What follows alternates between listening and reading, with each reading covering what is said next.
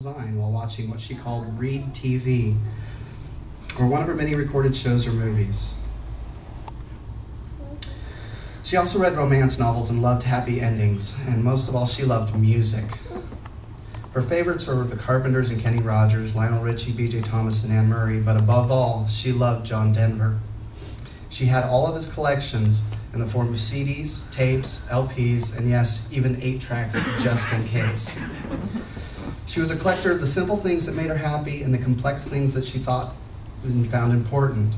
And she always wanted to learn to play an instrument and loved to sing. She sang Special Angel to her children and grandchildren, along with other songs that she made up, and she passed on her love of music, crafting, and arts to her children. Linda Mae Gilmore was born on June 1st in 1947 in Carlisle, Pennsylvania, to James and Evelyn Baird. The eldest of 4 children who were destined to live mostly separate lives, she had strong feelings about how siblings treated each other and taught her own children to depend and take care of each other, something she often did growing up. In her early teens, she moved to Barstow, California with her father and her brother Lloyd, while her younger sister Doris was raised by grandparents and her brother Larry was adopted. They were only together once as young adults, and then they would not reconnect until all 4 finally met in Pennsylvania in the summer of 2006. A meeting that she was anxious and nervous about, but inevitably brought her the peace of mind she had been searching for her whole life. She went to high school in Barstow, California, and married her high school sweetheart, Frank Gilmore, with whom she had 4 wonderful children, Matthew, Philip, the great and noble Andrew, Matt made me say that, and her only daughter, Sarah. The family moved to Kansas in 1979, where they lived until Linda and Frank separated for good after 17 years of financial and emotional hard times. Afterwards, she often worked multiple jobs to pay the bills and to take care of her children. With integrity and a strong work ethic, she took on anything that she could to ensure that her children would be able to have every opportunity presented to them. She found money for oil painting, for instruments for the school band, and many other extracurricular activities. Whatever was needed, she found a way. She worked her way up through the banking industry, from a teller to a night processor routing checks and doing 10-key data entry, and finally as a lead auditor for Union Bank based out of California in the Bay Area, where she moved back to in 1984.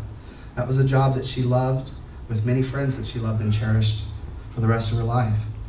While in California, she was married to Frederick Hendry for 7 years. One thing she did not like was growing older. In 1994, when she would have been celebrating her 39th birthday for the 8th time, her life changed completely. Though initially resistant to the thought of becoming a grandma, once Philip's daughter Ashley was arrived, she became enamored with the idea and devoted as much time as possible to being around her grandbaby until she moved to Dallas, Texas in 1997 to make a fresh start. Her one regret about leaving California was leaving behind her kids and her grandkids that were still there. She lived with Matthew for a time, and eventually Andrew and Sarah followed her out to Texas as well, but she also took every opportunity she could find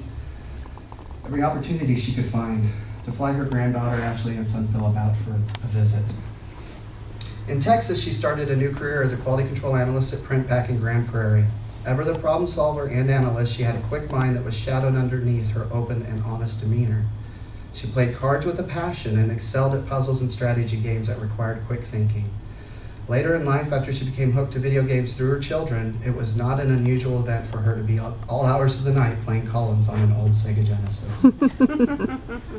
The year she moved to Texas, she was also diagnosed with stage 3 melanoma and battled it into remission for a year and a half. After that, she went back to school, taking classes in nutrition and psychology, getting straight A's. She read self-help book, Reader's Digests, prevention magazines, and science articles to help better take care of herself. And in 2001, she was able to be a grandma full-time again when Andrew's first daughter, Aubriana, was born, and then again in 2007 when Andrew's second daughter, Amalia, was born.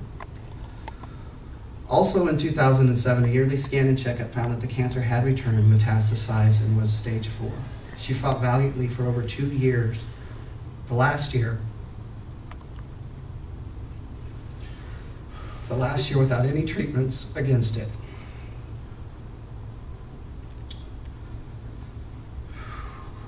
She passed on the morning of May 31st, 2009, one day before she would have celebrated her 39th birthday for the 23rd time. For those doing the math in your head, that means she would have been 62.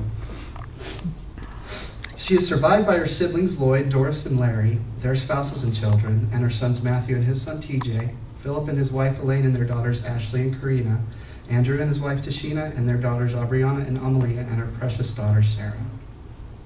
She is also survived by many other friends and family that she touched and was touched by. She was and always will be our strength and inspiration, with songs of heartbreak and uplifting songs of joy, from tears of pain and sorrow to the baby's first laugh and beyond.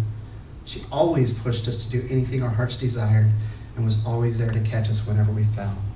She will be missed, but she has earned her rest.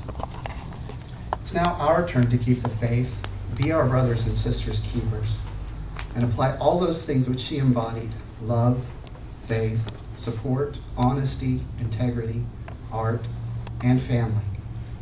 Goodbye, Mom. We love you. We're going to do a little slideshow presentation now. Thank you.